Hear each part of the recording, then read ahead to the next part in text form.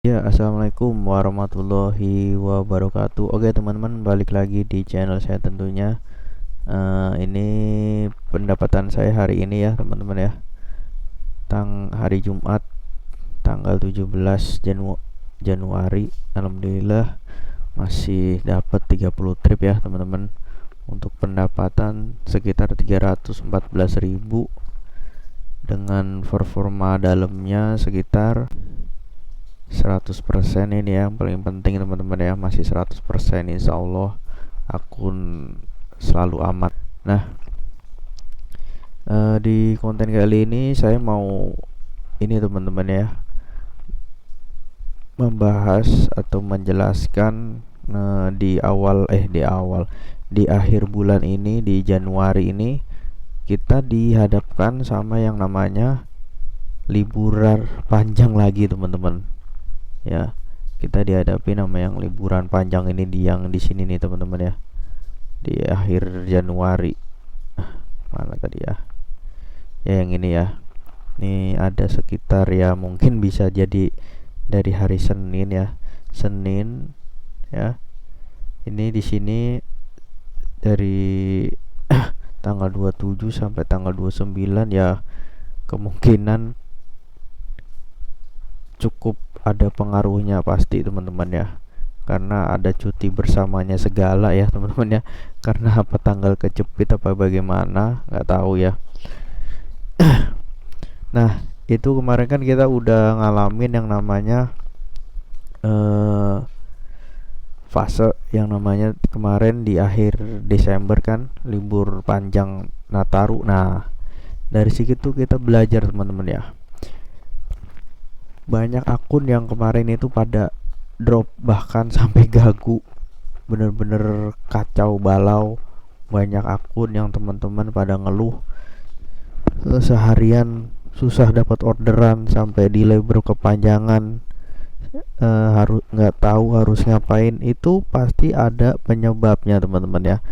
Nah, dari situasi Desember lalu, akhir Desember ini akan kembali terjadi teman-teman, dan kita bakal dihadapin yang namanya liburan lagi. Karena kita sebagai tukang ojek, kita pelanggannya ya pelanggan online ya kan, orang-orang kerja, kita kan pelanggannya orang kerja dan sekolah itu kan, untuk pemain-pemain kuret ya.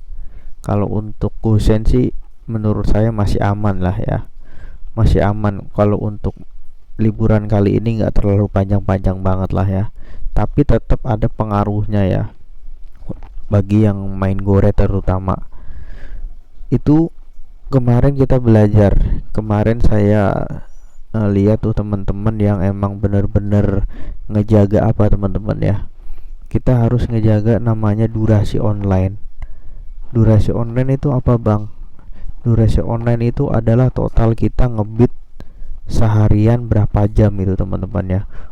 8 jam kah, 10 jam kah, 12 jam kah, atau lebih teman-teman ya. Nah, dari kriteria-kriteria durasi online tadi, antara 10 jam, misalkan 8 jam, atau 10 atau 12 jam gitu kan, kita harus tahu ya posisi apa yang terbaik untuk kisaran-kisaran dengan durasi tersebut. Tepatnya kita harus bisa memposisikan mana-mana level pendapatan yang bisa kita cocokin gitu. Artinya misalkan contoh, pendapatan misalkan ya, misalkan pendapatan 200.000 misalkan ya, 200.000. Nah, 200.000 ya kan. Nah, ini pendapat jam online-nya harus berapa teman-teman ya? Jam online-nya ini kurang lebih 8 jam, 8 atau sampai 10 jam maksimal ya, maksimal 10 jam. Kita ambil 10 jam ya teman-teman ya. Nah, ini kecocokannya harus kita perhatiin. Jangan sampai namanya hari libur itu pasti akun-akun dengan kategori rendah, pendapatan di bawah, katakanlah 200 atau 300.000 ke bawah ya, itu pasti akan mengalami penurunan teman-teman ya. Penurunannya akan lebih terasa dibanding akun-akun yang pendapatannya 400 atau bahkan 500, itu akan jelas berbeda karena level prioritas secara pendapatan juga jelas beda, jadi nggak bisa disamain. Nah, akun-akun dengan level pendapatan 300 ke bawah ini pasti akan lebih terasa efeknya teman-teman ya, karena di sisi lain ada pengurangan penurunan order. Nah, jelas ada di mana posisi akun-akun yang emang level pendapatannya lebih tinggi dari kita teman-teman ya. Nah, sistem dan server itu kan akan menyesuaikan, akan terus mencari akun-akun dengan kinerja dan kriteria yang lebih baik dari akun-akun yang level pendapatannya 300 ke bawah. Nah, artinya kita harus perhatikan. Nah, kita harus sadar diri dan introspeksi. Saat kondisi liburan begini, kita kalau posisi misalkan taruh pendapatan sebelum 300, 2,5 atau 300 lah, kita mau maksain nih di hari Minggu, hari Senin, hari Selasa, terus hari Rabu ya, mau maksa on bid ya, anggaplah ini kita on bid lah ya. Nah, ini udah jelas pasti akan berbeda ceritanya, beda di tanggal-tanggal yang ini hitam semua, di tanggal-tanggal di luar liburan ini pasti akan berbeda ceritanya ya. Pasti kenyataannya pasti teman-teman udah ngalamin kan kemarin saat liburan tahun baru kemarin tuh yang lumayan panjang, meskipun ada beberapa pekerja yang masih kerja tapi tetap pengaruh. Begitu kita paksain jam online-nya, kita ngejar nih, taruh pendapatan nggak tercapai dalam waktu yang biasa kita main, anggaplah biasa main 10 jam, biasa 2,5. Nah, begitu kena momen liburan ini kan otomatis penurunan order kan udah jelas kan. Tapi kita paksa ini udah 10 jam nih, anggap belum kena nih 250 atau 200 ya, pahit-pahitnya 150 lah. Itu kita kejar tayang teman-teman ya, kejar tayang, kita tambahin durasi online sampai bener-bener tembus. Nah, artinya untuk teori atau metode mengejar pendapatan itu juga harus dibarengi dengan namanya proporsional durasi online-nya juga. Jadi jangan diabaikan yang namanya durasi online dengan pendapatan itu harus komposisinya harus pas, harus tepat teman-teman ya, bukan sembarangan. Jangan bilang begini, nggak perlu namanya durasi online, nggak harus 8 jam, 10 jam atau 12 jam. Nah, itu kalau pendapatan kalian atau pendapatan akun-akun kalian kisarannya 500.000, 400.000 setiap hari, itu beda cerita. Mau 14 jam, mau 15 jam, karena pendapatannya 500.000 atau bahkan 600.000. Bukan yang penting pendapatan, ya kan? Kalau pendapatan tinggi mau ngejar taruh 14-15 jam ya nggak masalah. Cuman kalau pendapatan rendah mau 15 jam ngejar pendapatan, itu nggak akan ketemu. Level pendapatan yang rendah tapi mau jam tayangnya digedein, malah dipanjangin terus. Emang secara teori semakin lama pendapatan, harusnya kan peluang menambah pendapatan lebih tinggi. Iya, lebih tinggi. Iya kalau dapat.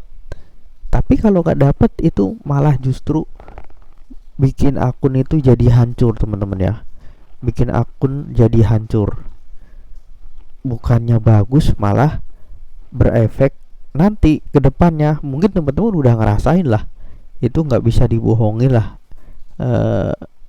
nggak bisa tutup mata lah kita yang udah ngerasain kemarin tuh, yang nggak ngejaga durasi dengan level pendapatan masing-masing, kisarannya yang cocoknya berapanya, itu pasti akan mempengaruhi. Buktinya banyak kan, di kolom komentar saya aja banyak tuh yang ngeluh, eh, hari ini baru 2, dari jam pagi sampai ini baru 3. Ya udah gitu-gitu aja. Karena apa? Karena nggak merhatiin kecocokan atau komposisi yang pas, level pendapatan berapa dengan durasi online yang berapa gitu teman-teman.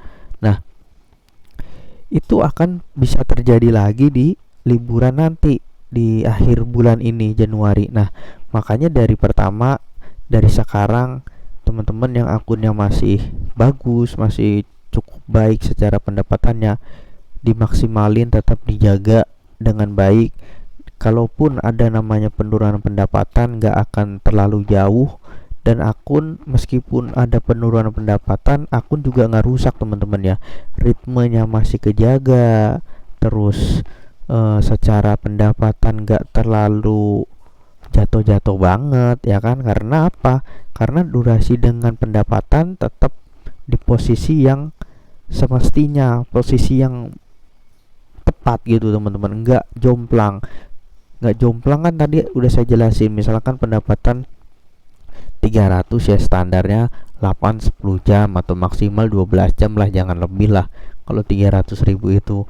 Kalau udah 300.000 12 jam lebih, lama-lama akun akan ngancurin juga sendirinya, pasti akan menurun ritmenya, temponya, kecepatannya pasti akan berkurang. Apalagi itu kejadiannya akan terus berulang, itu lama-lama akun akan ngedrop juga teman-teman ya. Tapi kecuali kalau teman-teman bisa mengantisipasi atau bisa memecah pendapatan sebelumnya, ya nggak masalah. Jadi nambah online tapi pendapatan tinggi, ya nggak masalah.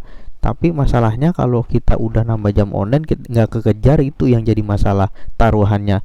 Kalau menurut saya untuk ngejaga akun itu emang dilema pertama kebutuhan, kedua kita menjaga akun supaya tetap dalam ritmenya, nggak berantakan gitu kan. Nah, itu kembali lagi ke mental kita sebagai driver. Pilihannya cuman itu antara dua. Kita lebih baik ngerapihin pendapatan setelah aktivitas normal lagi di luar liburan ya kan, atau malah kita maksain pendapatan tapi keadaannya emang kondisi orderan pun nggak ada, dengan akun kita pun lagi keadaan yang kurang bagus, taruhlah pendapatan masih standar aja ya kan. Itu yang harus diingat saat kondisi liburan kan, orderan udah jelas pasti menurun. Nah, saat itu kita mau maksain, mau naikin pendapatan seperti sebelumnya dengan penambahan durasi online, ya terima nasib. Nah, pilihannya dua, antara kita tetap nanti bisa tinggal ngerapiin sedikit, atau malah akun jatuh senyungsep-nyungsepnya. Nah, itulah resikonya, kembali lagi ke mental. Makanya kenapa kita sebagai jadi driver ojek online itu pertama yang harus dikuatin pondasinya yaitu mental kita sebagai pekerja lapangan. Apalagi kita bekerja dengan namanya sistem ya. Alokasi orderan kan yang ngasih sistem, bukan siapa-siapa. Itu cara kerja sistem begitu teman-teman ya. Jadi kalau kita ngojek tanpa teori, ada yang bilang misalkan ngojek aja banyak teorinya lah.